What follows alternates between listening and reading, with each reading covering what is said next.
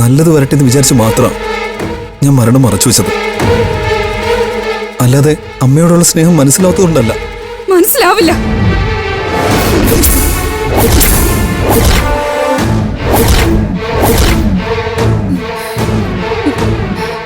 മനസ്സിലാകില്ല.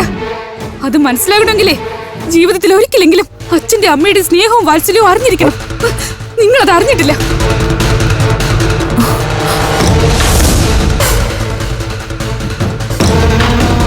വിവേകേട്ടന്റെ അച്ഛനാരാ? അച്ചു.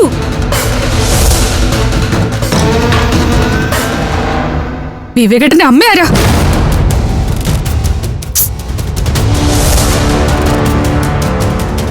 അച്ചു,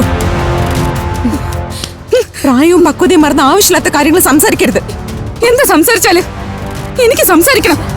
എന്റെ അമ്മയുടെ മരണം മറച്ചു വെച്ചത്.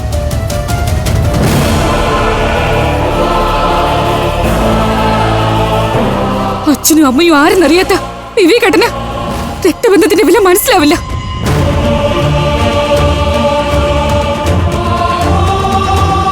മോളെ വേണ്ട. വേണം. എന്റെ അമ്മയായിരുന്നു എനിക്കെല്ലാം. അമ്മ നെഞ്ചോട് ചേർത്ത് പിടിച്ച ഇത്രയും കാലം ഞാൻ മറക്കില്ല. മറക്കാൻ എന്നെ കൊണ്ട് പറ്റില്ല. അമ്മയുടെ വാത്സല്യത്തിന്റെ ചൂടറിയാത്ത വിവേകേട്ടനത് മനസ്സിലാവില്ല.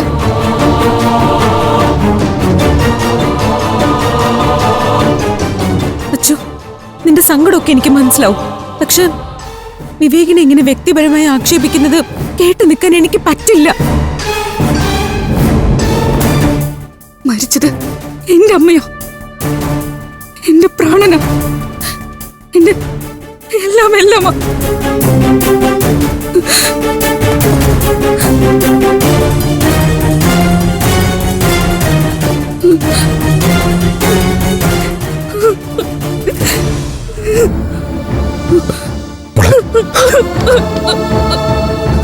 കരയല്ലേ മോളെ. ഏട്ടനിലൂടെ മതി. ഏട്ടനും എന്റെ അമൃതേച്ചിയും മാത്രം മതി. അല്ലാതെ അച്ഛനും വിവേകേട്ടനും എനിക്ക് വേണ്ട.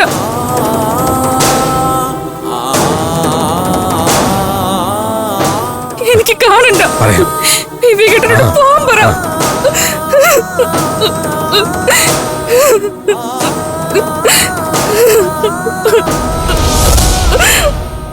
വിവേകിന് പറഞ്ഞത് മനസ്സിലായോ? നീ ആയിട്ട് ഇറങ്ങി പോകുന്നോ അതോ ഞാൻ ഇറക്കി വിടണോ?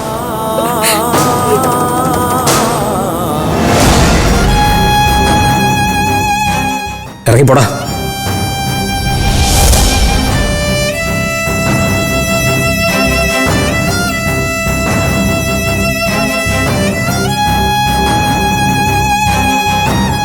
മോനെ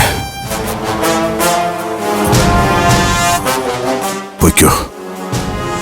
ഞാൻ ആദ്യമേ പറഞ്ഞല്ലേ. വിവേക്,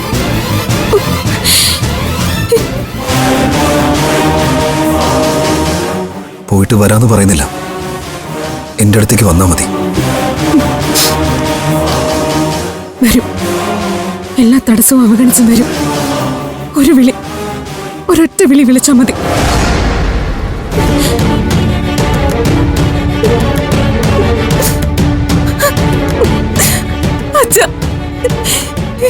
ഇത് ഞാൻ സഹിക്കില്ല.